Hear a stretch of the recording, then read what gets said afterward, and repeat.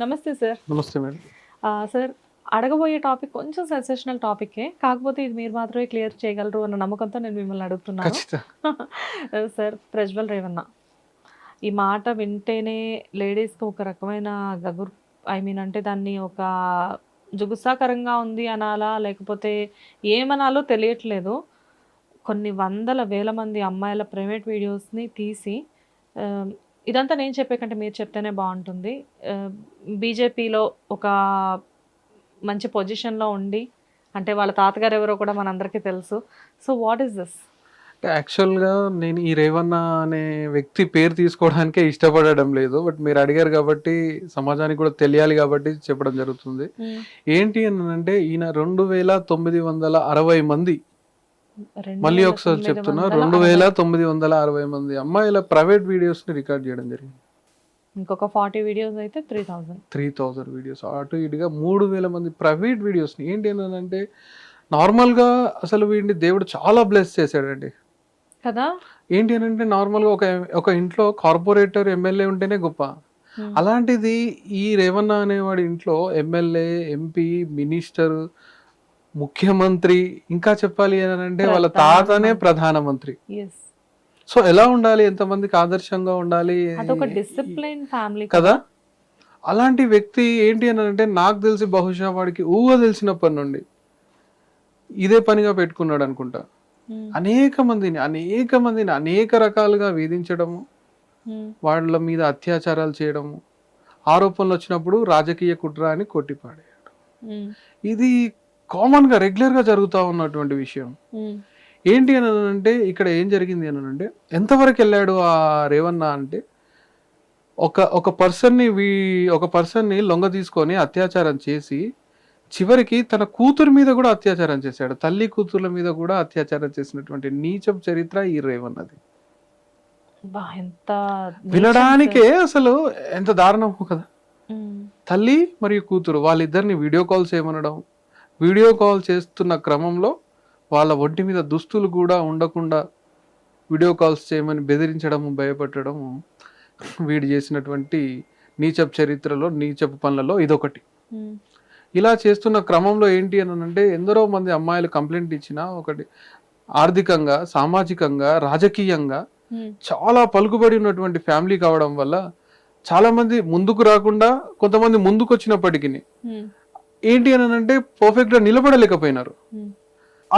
అలా జరుగుతున్న క్రమంలో వీడి మీద కేసు పెట్టడం జరిగిందండి. వీడి మీద కేసు పెట్టడం జరిగింది. ఆ కేసులో భాగంగా ఏంటి అని అంటే మళ్ళీ ఆధారాలు లేవు.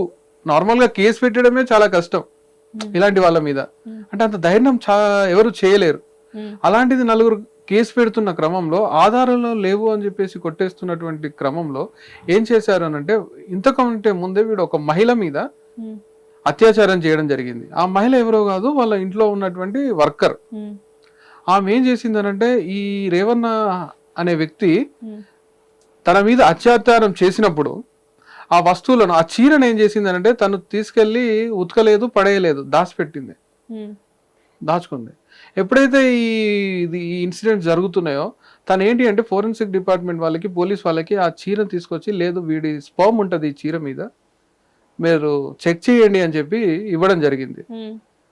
ఇదంతా 2024 డిసెంబర్లో జరిగినటువంటి ప్రక్రియ. అయితే ఏంటి అని అంటే ఈ విషయం అంతా కూడా నార్మల్ గా వీళ్ళు వచ్చేసి పొలిటీషియన్స్ కాబట్టి పొలిటీషియన్స్ కి ప్రజాప్రతినిధుల కోర్టు అనేది ఉంటుంది అనమాట, రెగ్యులర్ కోర్టు కాకుండా.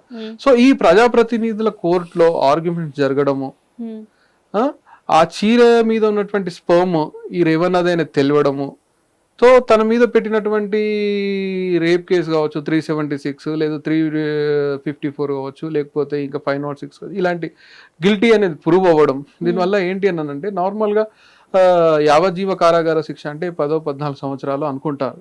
ఏంటి అని అంటే టిల్ ద డెత్, చనిపోయే వరకు వీడికి లైఫ్ ఇంప్రిస్మెంట్ పడింది. ఇది ఈ రేవన్న విషయంలో జరిగింది. అయితే ఇక్కడ నేను కోరుకునేది ఏంటి అంటే ఇప్పటికైనా నిజంగా ఆ కుటుంబము చాలా పలుకుబడి రాజకీయంగా చాలా ఉన్నతమైనటువంటి పదవిలో ఉన్నటువంటి కుటుంబం కాబట్టి ఇప్పటికైనా ఎటువంటి అపీల్స్కి పోకుండా వీడికి శిక్ష పడే విధంగా వాళ్ళు కూడా సహకరించి, ఎందుకనంటే నార్మల్గా వీళ్ళు ఏం చేస్తారు అని అంటే మళ్ళీ అపీల్స్కి పోవడం, క్షమాభిక్షలు కోరడము, ఇదొక ప్రొసీజర్ ఉంటుంది మన ఇండియాలో. ఏంటి బయటకు రావడం వల్ల ప్రజలకు నష్టమే కానీ లాభం ఏంటి అని అంటే ఇండియాలో ఒక సిస్టమ్ ఏంటంటే 100 మంది నిర్దోషులు అంటే 100 మంది నేరస్తులకి తప్పించుకున్నా గానీ ఒక నిర్దోషికి శిక్ష పడదు, ఒక మంచివాడు సఫర్ కావద్దు అనేటువంటి కాన్సెప్ట్ లో మన దగ్గర లాస్ ఉన్నాయి. దాన్ని వీళ్ళు దాన్ని అనుకూలంగా తీసుకొని తప్పించుకునే ప్రయత్నం చేస్తూ ఉంటారు. సో అలాంటి ప్రయత్నము వాళ్ళ ఫ్యామిలీ దగ్గర నుండి చేయకుండా ఉండాలి అని చెప్పేసి కోరుకుంటున్నాం. ఫస్ట్ టైం సార్ ఒక గెస్ట్ నాకు ఆన్సర్ చెప్తుంటే మధ్యలో క్వశ్చన్స్ తీసుకోలేకపోయాను. బికాస్ నాకు అసలు క్వశ్చన్స్ అడగడానికి కూడా రాలేదు ఈ టాపిక్లో. ఎంత నీచం అంటే ఉచ్చ నీచాలు మొత్తం మర్చిపోయి మనుషులు ప్రవర్తిస్తారు అని చెప్పేసి అంటారు కదా. సో దానికి లైవ్ ఎగ్జాంపులే ఈ రేవన్ అనే person. But anyways, so this is the story. Thank you sir. Thank you. Hit TV app, ఇందులో short news, live news, entertainment shows, movies, digital magazines తో పాటు మీ జిల్లా వార్తలను కూడా ఫ్రీగా చూడొచ్చు.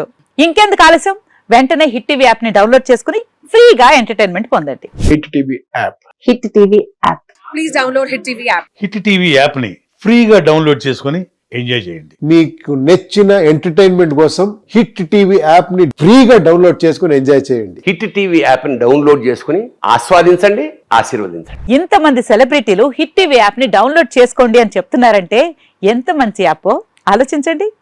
అమెరికా అమెరికా అమెరికా అమెరికాలో చదవాలనుకునే వాళ్ళకి విశ్వసనీయమైన పేరు మన శౌర్య కన్సల్టెన్సీ. UK లో 1 year masters. UK లో 1 year masters. 2 years work permit up to 5 years visa. Contact Saurya Consultancy. Contact 89851 89851.